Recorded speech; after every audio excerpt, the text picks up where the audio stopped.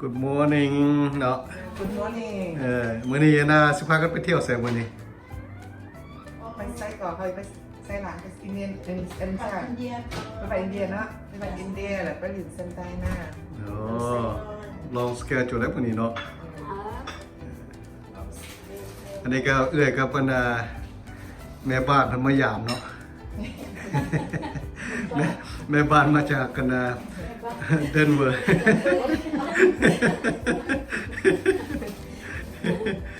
จังนั้นมาติดตามกันเนาะว่าเราออกไปแล้วไปเบิ่งว่าอันนี้มันเขาเจ้าห้อง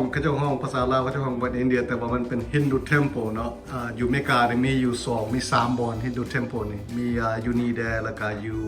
นิวเจอร์ซีย์อันนึงแล้วก็อยู่ทางชิคาโกทั้งเขตมิดเวสต์อันนึงเนาะของเขาเจ้านี่ก็ใหญ่อยู่สิพาไปเบิ่งจักหน่อยว่ามันก็งามแท้เลยเนาะเป็นmaterial ที่ว่าเขาจะมาเฮ็ดเป็นตึกเป็นมันดินอ่อนมาจากอิตาลีหมดเนาะไปฮอดพุ่นแล้วสิให้เบิ่งงามเนาะสีมันกำงามอย่างนั้น it'sทาคอละสีวันนั้น พาไปมากับมารบกวน บ่ได้รบกวนละบ่ได้รบกวนดีใจมื้อนี้นะ มีหมูหักมีเอื้อยหักมาดีใจหลายจะได้พาไปเที่ยวกันบ่ได้เจอกันดนพ้นปีกว่าปีปลายคือวันดนคือ10 ปี เจอกันเดินอะไรกันก็ดี เตรียมพร้อมแล้วบ่ เต็มพร้อมแล้ว ใช่เขา น้องชายกับน้องสาวสิพาไปเรียน ฮะ กับเจอหลาย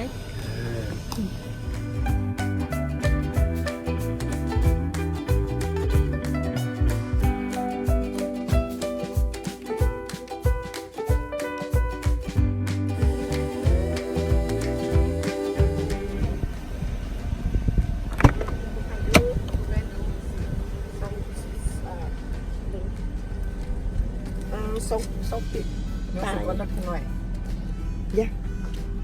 บ่เห็นหน้าผู้นี้ผู้เดียวนี่เตรียมพร้อมหมดแล้วเนาะเตรียมไปแล้วเฮานะวันนี้นะ ไปแล้ว ก่อนสิพากันเดินทางไปเนาะประมาณชั่วโมงไปพากันมาแวะกินข้าวก่อนเพราะว่าเดี๋ยวมันก็เกือบเที่ยงแล้วเนาะมื้อนี้พากันมากินใช่ไหม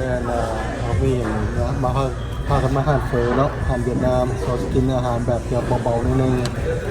นะแต่พวกเนี่ยเป็นแต่ต้องเบิ่งอยู่ว่าจะกินยังไง เคพวกเอ้ยดีหลายขอบใจหลาย ใช่ไหม บ่ทราบสิว่าจังได๋มีแต่คำว่าขอบใจ มันยังบ่ได้เห็น เมื่อกี้จะสั่งเมื่อกี้จะสั่ง เปิดไก่ เปิดไก่ เขาเปิดไก่ ใหญ่เนาะไม่สั่งเนี่ย เฟอไก่คือกันมีเส้นมีเหลืองไก่ คือสีแสบเนาะ โอ้เบิ่งเป็นตาแซ่บลองเบิ่ง เมื่อกี้นะเอื้อยเพิ่งกลับมายอดมาจะมาสั่งเฟอร์ไก่เนาะแต่ว่าอันนี้มากินเรื่อยๆอยู่ก็ซีกินแบบตัวเก่าแล้วที่เคยกินเนาะสั่งเอาเฟอร์นัมเบอร์ซีกับบนอันหลายเอาถ้วยน้อยเพราะอย่างนั้นเขาจะให้หลายซีมก็ให้หลายที่อย่างเนาะนางเอกประจำช่อง The Soup Sword Channel เนาะมันก็ตามเคย เบอร์ซีคือกัน เบอร์ซีที่เหลือ เบอร์ซีแซมหาดดิสคันผู้ใดได้ไปได้มาก็ลองมาแวะซีมึงเด้อว่าซีแซมปันได้กินนำกัน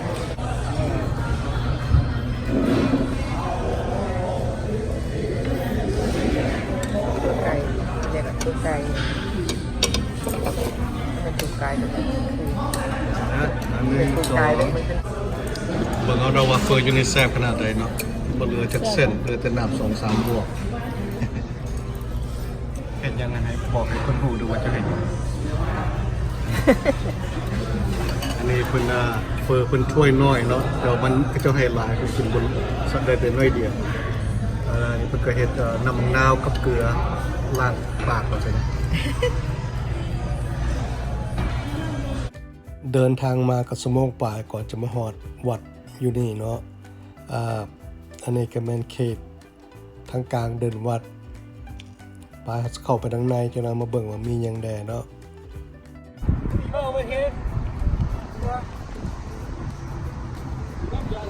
Oke, bye.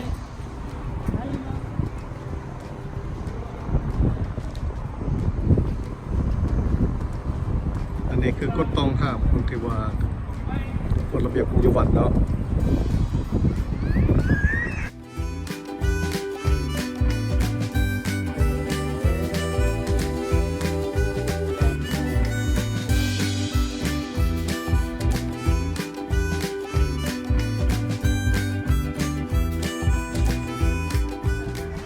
ลองเบิ่ง the architectures of the temple เนาะ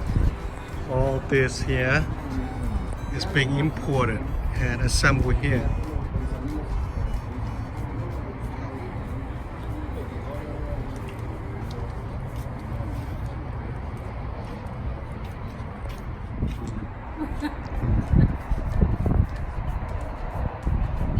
เป็นอะไรเอ่ย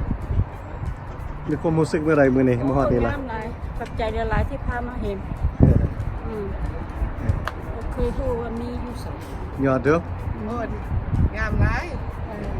ดูกันเนี่ยนะงามกับอยู่เมืองไทยใช่ไหม สั่งจะได้เอาทำมาลืมนะ อันนี้ทั้งเป็นทั้งมือกล้องกับทั้งนางเอกประจำส่องเนาะนี่เนาะเป็นทัวร์ไกด์มื้อนี้เป็นทัวร์ไกด์อีกมื้อนี้เนาะ ที่มีทั่ว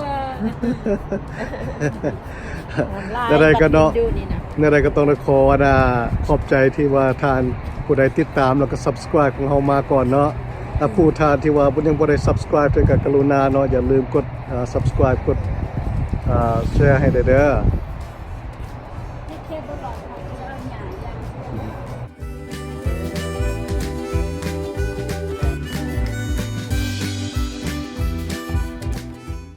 The property here is pretty big. It's almost like a park. Like you can see that this is probably the main attraction. And if you look straight forward, this is the white building. This is where they have the shops and restaurant.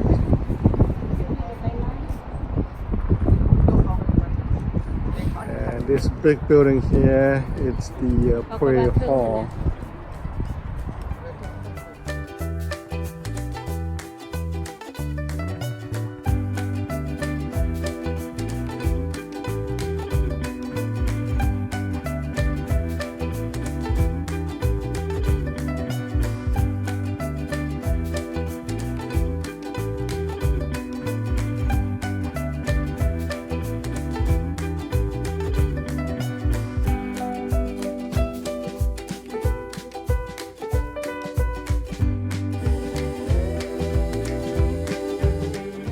There's also a self-guided audio tour available if someone's interested.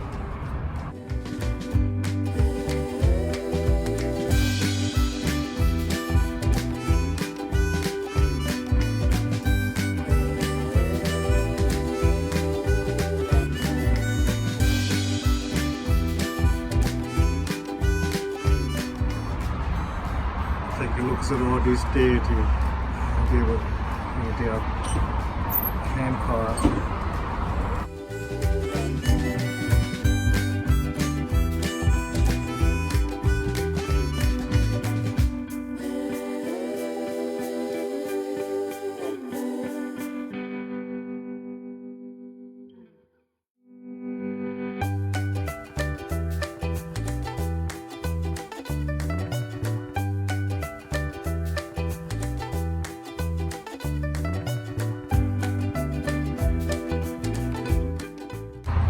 Just imagine of the labor hours that put into this work here.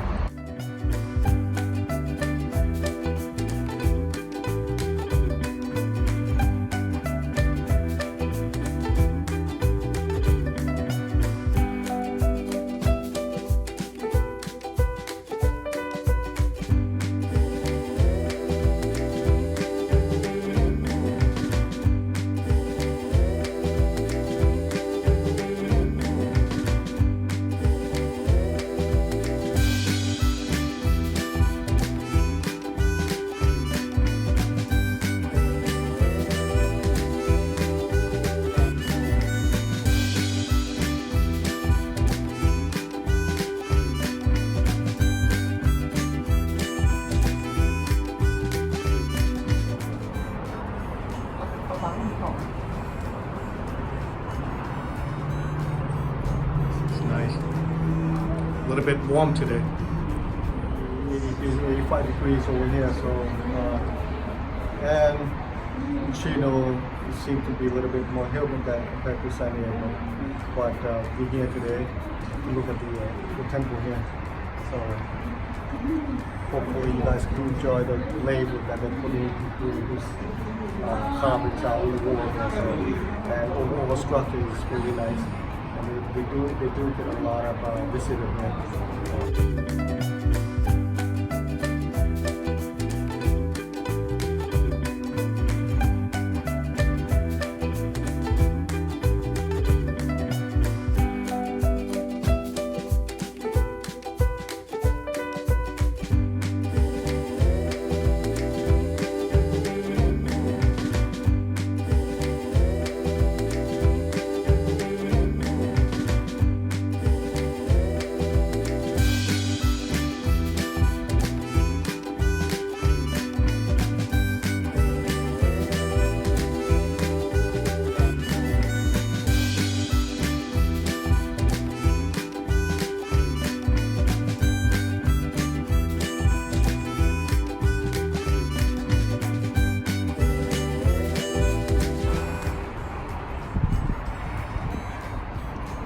พากันเข้าไปเบิ่งอยู่ทางในเนาะแต่ว่าเสียดายเนาะเพิ่นก็ขอกดถามของเพิ่นเนาะแล้วก็ความนับถือเราต้องบ่ได้เฮาถ่ายรูปบ่ได้อยู่ทางในพุ่นน่ะแต่ว่าได้ก็ได้เห็นแล้วถ้าผู้ใดผู้ทานผู้ชมที่ว่าสนใจเนาะมาเบิ่งวัดที่เห็นดูนี่ก็อยู่ชิโนประมาณเกือบ2 ชั่วโมงนะขับรถมาจากซานดิเอโก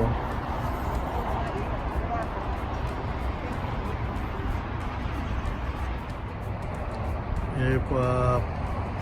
you guys are wondering why they have a white stripe on the staircase here, the reason is that white color reflects heat from the sun, so and it's cool to walk on. It's not as hot to the right here. ร้านผู้ชมเราทำมาทานสนใจมันเป็นอย่างกระเจ้ามีสีขาวอยู่นะขึ้นไปกระเจ้านี่เพราะว่าสีขาวเนาะสีขาวมันบ่เก็บความร้อนจากแสงแดดแสงตะเวนหลายมันเลยย่างขึ้นให้ได้ของผู้ร้อนตีเพราะว่าเพิ่นบ่ให้ใส่เกิดขึ้นไปเนาะอย่างนี้เนาะแต่ทางครัวนี่มันจะร้อนนิดนึงแต่ว่าผู้ใดย่างตีนปอกขึ้นไป It feels to be good to be under the shade. So we just done taking a tour up to the temple itself, and now we are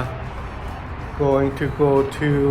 a gift shop store and let's see what we can buy over there to support the temple a little bit. Alright, let's come along and see what we got over there. This is a visitor hall, and you can see here this is all being carved out of wood. I just can't imagine the labor that people put in to make this. This is really labor intensive. อันนี้ปัจจุบันนี้เนาะเขาพากันมาเข้ามาบอนจุดกลางของคนมาเที่ยวอยู่นี่เนาะแล้วก็อยู่ในนี้ก็จะมีไม้แกะสลักเนาะแบบที่ก็จะมาเห็นเป็นฝาขึ้นไปเห็นเป็นวาล์วขึ้นนี้เป็นเสาบางแต่ว่าเนาะเวลาที่ว่าเขาจะมาแกะเนี่ยก็สิใช้เวลาโดนขนาดใดเนาะก่อนเสียว่าสิได้มาขนาดนี้ก็งามแล้วก็จะเห็นได้ดีเนาะบางแต่ว่าเบิ่งเสานี่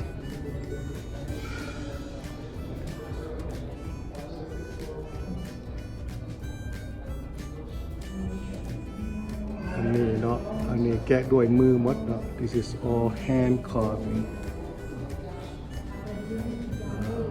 If you guys can see forward there, they have a lot of theater set up. This is for information about this place.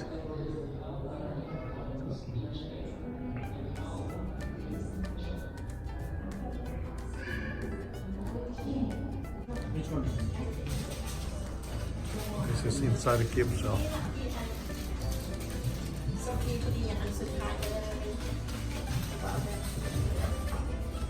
So Last time we here she bought one. This time she bought quite a bit. 3 4 5 6 7 8เอาอัน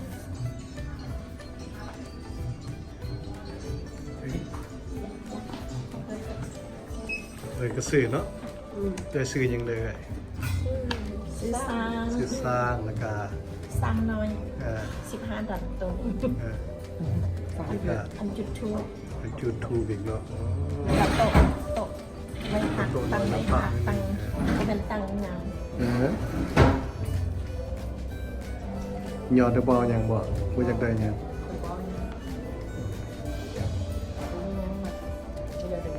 อืม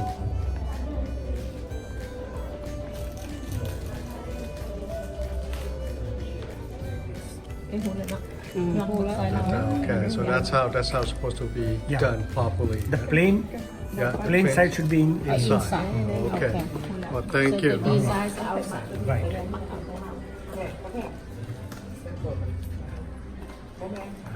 Or the clerk just give her instruction how to put the legs on the little table, the praying table.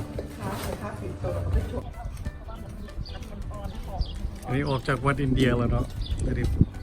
นักท่องเที่ยวกำลังสิไปเที่ยวเมืองเวียดนาม เด็กนักเว้ย So right now we're in Westminster, Vietnamese town. So they have Asian Garden Mall here.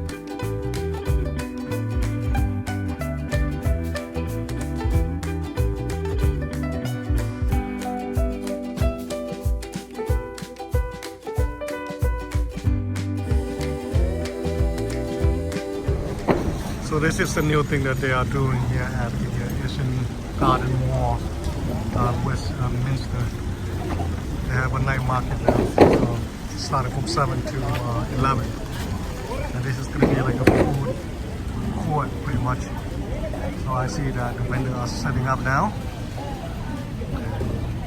This is in front of the mall. If you happen to stop by here at night time, probably it's a good time to swing by and taste some Vietnamese food.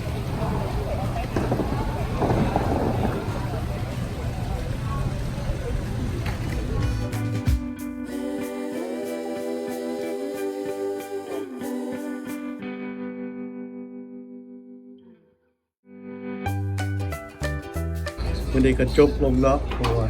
ขับรถมาก็ไกลเติบพอดีมาฮอด5อาหารนี่แล้วก็มื้อนี้ซะสิซีเบิ่งเบียร์เย็นๆก่อนนะสิถามเอื้อยเพิ่นว่าเป็นจังไดมื้อนี้ไปเที่ยวนะเป็นไปเที่ยวมื้อนี้ม่วนบ่ ม่วนหลาย แต่ว่าบ่อนช้อปปิ้งบางคนบอกบ่ม่วนม่วน ยอดเด้อ งามหลายเด้อ มวนหั่นแหละ อะไร เออ เนาะ คนมักช็อปมันกับได้เที่ยววันเที่ยว เนาะก็มื้อนี้ก็คือสิจบอยู่นี่แล้วเนาะแล้วได้ก็ขอบใจหลาย หลายๆๆผู้ติดตามเนาะถ้าว่าผู้ใดบ่ทันได้ subscribe เธอก็อย่าลืมกด subscribe ให้เด้อsay goodbye ซะพวกเจ้านะ บาย บาย